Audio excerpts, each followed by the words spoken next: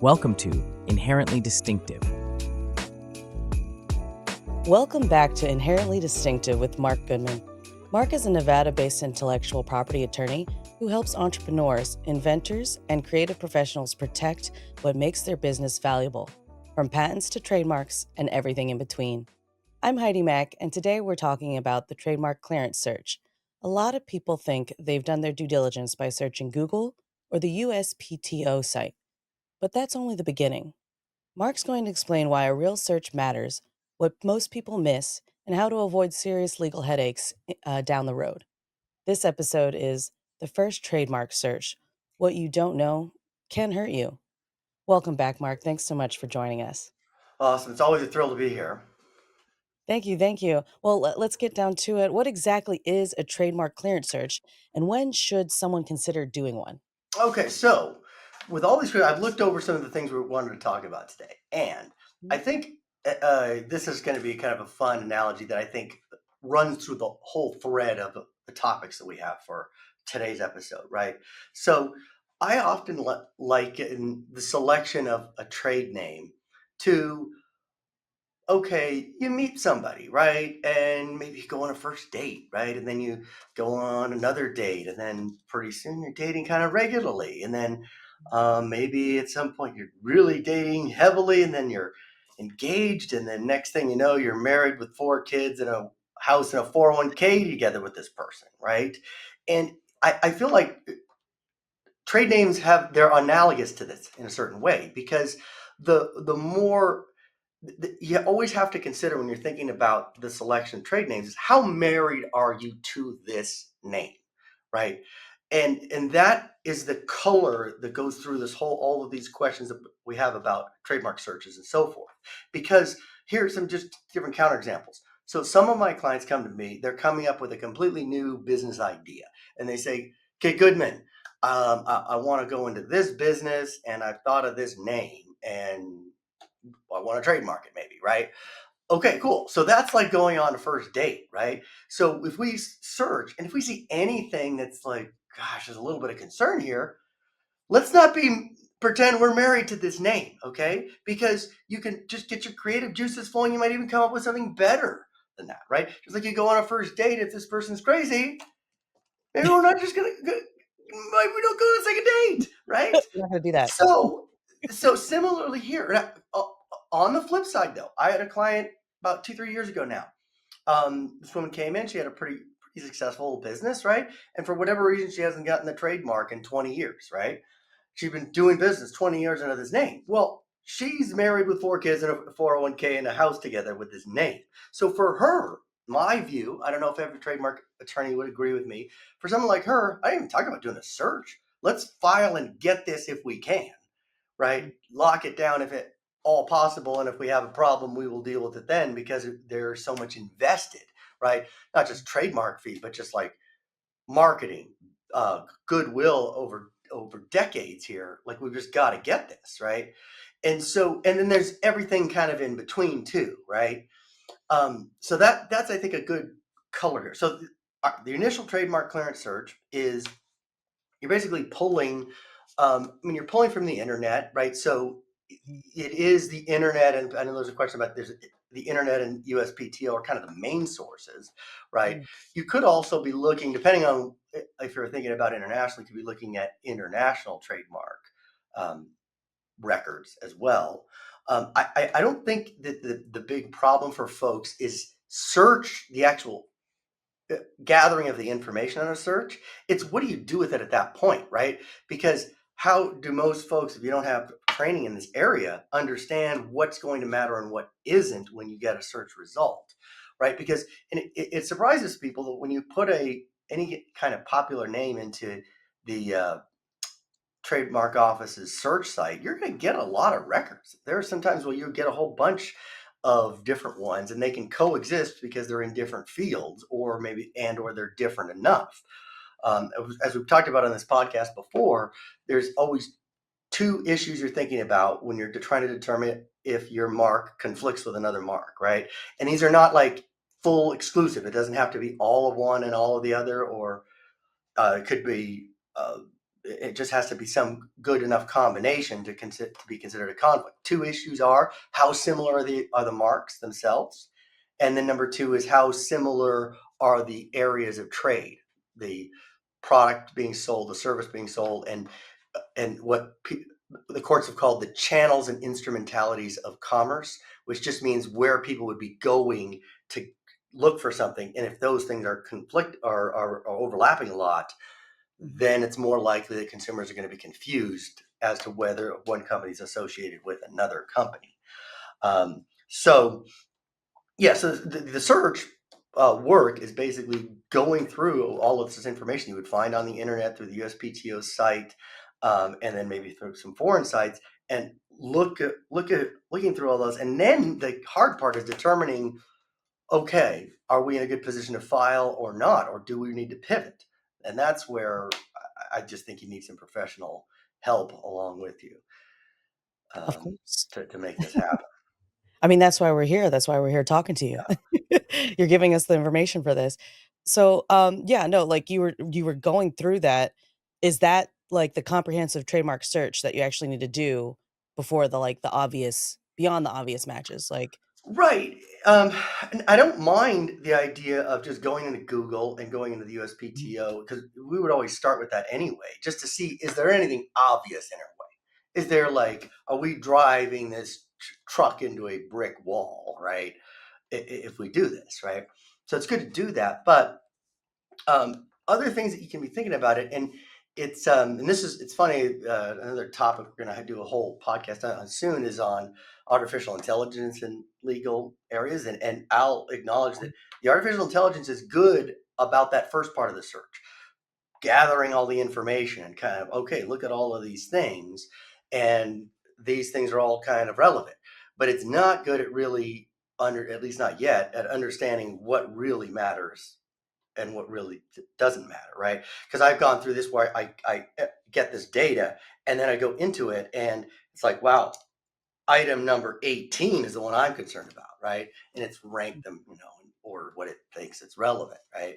But I'm looking at 18 and going, yeah, this could be the problem here. So yeah, I mean, that's really, with a comprehensive search, that's what we're doing, looking at it and then evaluating each one on those two bases. How similar or identical are these marks, and how similar or identical are the goods and services that are being sold under the marks? The other thing, and this is just a practical item, not legal, but I think it's important, is when you look at something, you got to consider what type of company is potentially conflicting with you, because it's right, much different if there's a smaller company that sometimes you have conflicting marks, and we find out the company isn't even in business anymore, and then we can cancel their mark and move it out of the way and move forward with our application.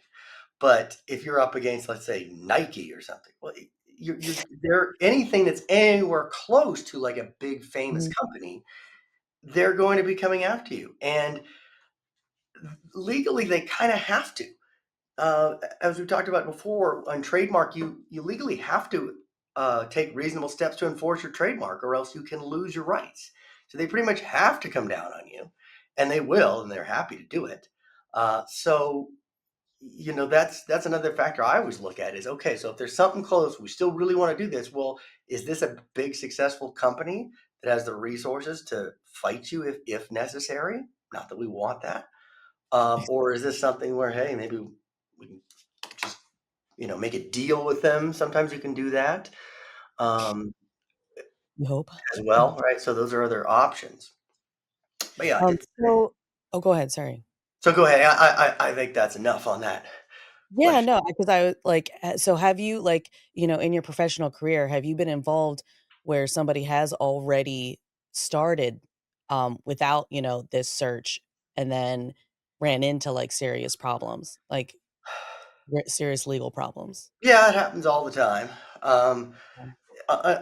understandably, right? Like you just say, hey, I got this name, and then they do a very brief little bit of looking around and don't really do anything thorough, and then next thing you know, you're getting rejected based on this, or you haven't even worse, an opposition filed by the other company, which is like a mini lawsuit within the trademark system that you would have to deal with. So yeah, this definitely happens all the time. And then you're in that decision point where, okay, do I pivot to another name? Or then you're assessing what your legal argument is that you could still get through. Mhm. And I it's mean, it case sounds by like case, right? yeah, it sounds like you're, working backwards. Like if you're trying to start a business without doing this, you're giving yourself more bills already before even, you know, getting out of the what is it, the red and black, you haven't even started if you don't Right. do that. Yeah.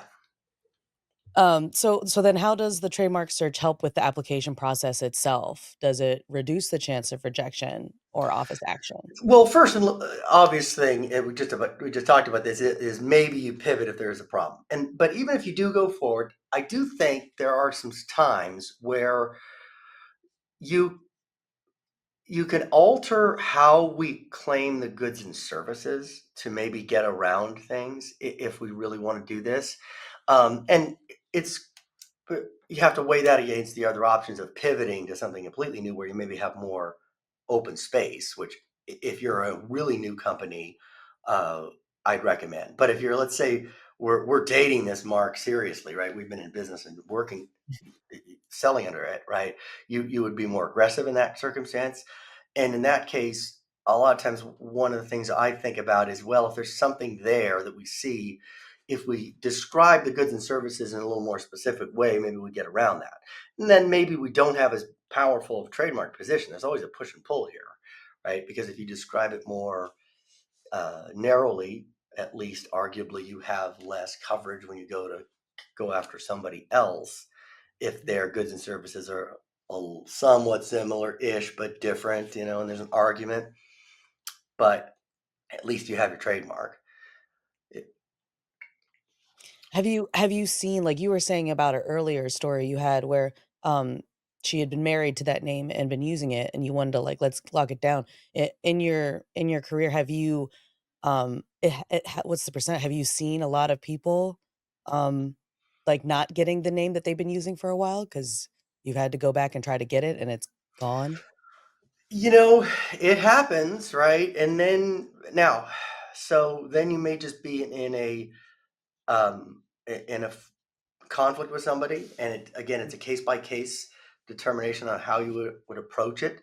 One thing about trademark law that is a little bit counterintuitive to a lot of folks is that first to use a trademark in commerce will actually can defeat the party that is the first to file and get the registration, which is a lot of people are like, what? I filed for, I did what I'm supposed to do. And yet somebody that's been out there using um, it can defeat you. Now, a couple things to say about this. One is that's part of why the search results are important and are expansive more than just the trademark office's records, right? Because if there can be situations where if a company has been using a mark in commerce, they have for whatever reason haven't gotten the trademark, then they could still theoretically be a problem, right? Now, if you are the party that filed first, you are going to have the upper hand in this argument, right? All the burdens of proof and burdens of persuasion are going to be on this party that's saying, well, I didn't file this, but I've been actually using it in commerce consistently in this area for X amount of time. Mhm. So it's, an example. I had one client that had this got a trademark application going, and there was an opposition to it, and the opposition was from a fairly famous company that we probably most of us would have heard of, right? And this company had been using this mark for this type of product since like the 1970s, and for whatever reason they didn't get the trademark, which is kind of surprising. A big company, why would it dot their i's and cross their t's on this? But it happens, right? And it was very difficult to explain to my client that, yeah, if they can really prove all of this, that they've been doing this for this long and have all of this proof of all their use, that they can actually kick you out, even though you filed first. And the person had filed without me anyway, and there was no, I don't know that there was a search done, right? And that's where you'd still, if you do a search, at least you would see, okay, there's a company that's using something like this, and you have to assess how dangerous that is. Um, but yeah, so it's a rough and tumble world sometimes, for sure. I know. I was like, this sounds like the Wild West with these with these trademarks. I'm like, wow, this is so intense. At least to me, it sounds like it. So I mean, so if somebody's like in the beginning of their business, and they have a tight budget, how do you help them weigh the cost of a professional search against the risk of doing it alone? So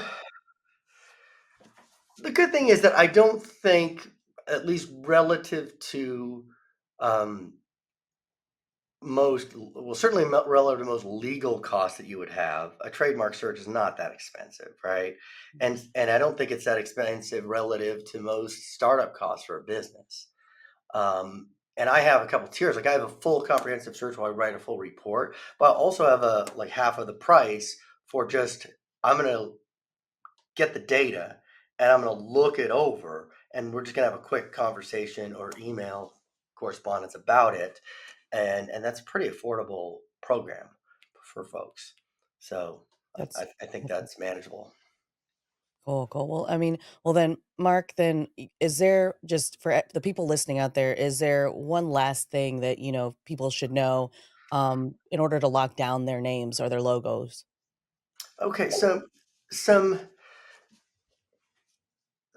some things about uh, searches, like obviously there's no search can be perfect, right? So it is important to understand that, right?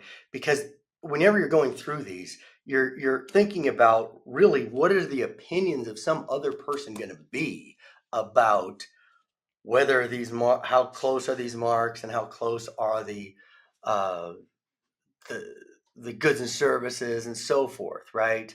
But at least you'd have the peace of mind to know that at least, I think the most important thing is that we're not driving into a brick wall here, and we at least see an area, see at least a little bit of the landscape of where we're going here.